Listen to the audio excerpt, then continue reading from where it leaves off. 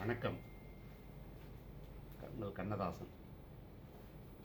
தமிழ்நாட்டில் இன்றைய சூழலில் யாருக்கு வாக்களிக்க வேண்டும் என்ற ஒரு சிந்தனை மக்களிடம் பெருகி கிடக்கின்றது. இந்த 5 ஆண்டு காலம் ஆட்சி செய்த திராவிட முன்னேற்றக் கழக அரசு மக்களுக்கு செய்திருக்கிற சாதனைகள், மக்களிடம் சென்று சேர்ந்திருக்கின்ற பலன்கள் ஆகியவற்றை எடுத்து கூறி மாண்பு முதல்வர் அவர்கள் வாக்கு சேகரித்திருக்கிறார். அதே போன்று 2021க்கு முந்தைய ஆட்சியின் பொழுது, அதிமுக ஆட்சியின் பொழுது செய்த சாதனைகள் சொல்லி திரு எடப்பாடி பழனிசாமி அவர்கள் வாக்கு சேகரித்திருக்கிறார். மத்தியில் உள்ள பாரதிய ஜனதா தலைமையிலான அரசு தமிழகத்திற்கு தர வேண்டிய நிதியை கூட விடுவிக்காமல் துரோகம் செய்கிறது என்ற தமிழக முதல்வரின் வாதத்தில் நியாயம் இருக்கக்கூடிய சூழலில் அந்த பாஜகவுடன் அதிமுக கூட்டணி சேர்ந்திருக்கிறது. இங்கு ஒரு கேள்வி எழுகிறது. அடிக்கடி அதிமுகவினர் மற்றும் பாஜகவினர் அவர்களுடன் சேர்ந்த எதிர்க்கட்சி வரிசையில் இருப்பவர்கள் திராவிட முன்னேற்ற கழக அரசு செய்ய தவறியதாக நீட் தேர்வு,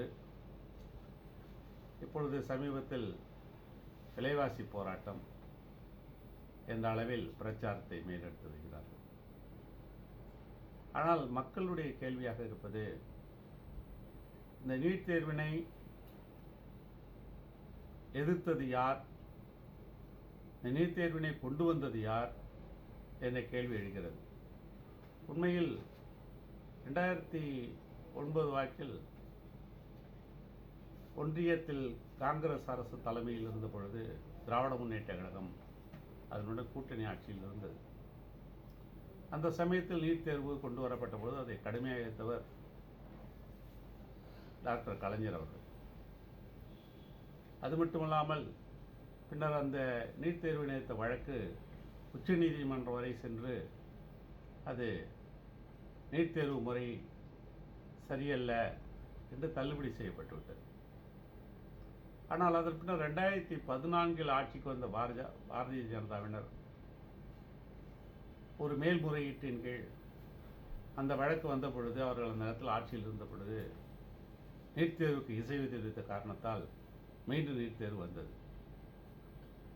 அப்பொழுது தமிழகத்தில் ஆட்சியில் இருந்த மறைந்த திருமதி செல்வி ஜெயலலிதா அவர்கள் அந்த நீட் தேர்வு தமிழ்நாட்டிற்கு ஓராண்டுக்கு விதிவிலக்கு அளிக்க வேண்டும் என்று சொல்லி 2016ஆம் ஆண்டு விதிவிலக்கு அளிக்கப்பட்டது, இந்த ஓராண்டுக்கு மட்டும். அப்பொழுது இந்த அதிமுகவுக்கு தோழமையான பாரதிய ஜனதா கட்சி ஆட்சி தான் மத்தியில் இருந்தது. 2017ஆம் ஆண்டு திரு எடப்பாடி பழனிசாமி அவர்கள் ஆட்சியில்தான் தமிழ்நாட்டில் முதல் மாணவர்கள் நீட் தேர்வு எழுதினார்கள். அப்பொழுதும் திராவிட முன்னேற்ற கழகம் அந்த நீட் தேர்வை எதிர்த்து போராட்டங்கள் நடத்தியது, நீதிமன்றங்களுக்கு சென்றது. கல்வி பட்டியல், கல்வி என்ற ஒரு சப்ஜெக்ட் கன்கரண்ட் லிஸ்ட் என்று சொல்லக்கூடிய ஒருங்கிணைப்பு பட்டியலில் இருந்த காரணத்தால் அதனை பயன்படுத்திக் கொண்ட ஒன்றிய அரசு நீட் தேர்வுக்கு சாதகமாக செயல்பட்டு வந்தது. இந்த நீட் தேர்வுடைய ஒரு சின்ன விஷயம் சொல்லணும்னா, மருத்துவக் கல்லூரியில் மேல் படிப்பு, அதாவது பிஜி கோர்ஸ் படிப்பதற்கு தேர்வு எழுத வேண்டும், நீட் தேர்வு எழுத வேண்டும். அதில் மைனஸ் வாங்கியவர்களுக்கெல்லாம் இப்பொழுது இடம் எழுதி கொண்டிருக்கிறார்கள். பின்னர் எதற்கு தேர்வு? இதுதான் திராவிட முன்னேற்ற நிலைப்பாடாக இருந்தது. இந்த சூழலில் திராவிட முன்னேற்ற கழகம் நீட் தேர்வை என்றுமே எதிர்த்து வருகிறது.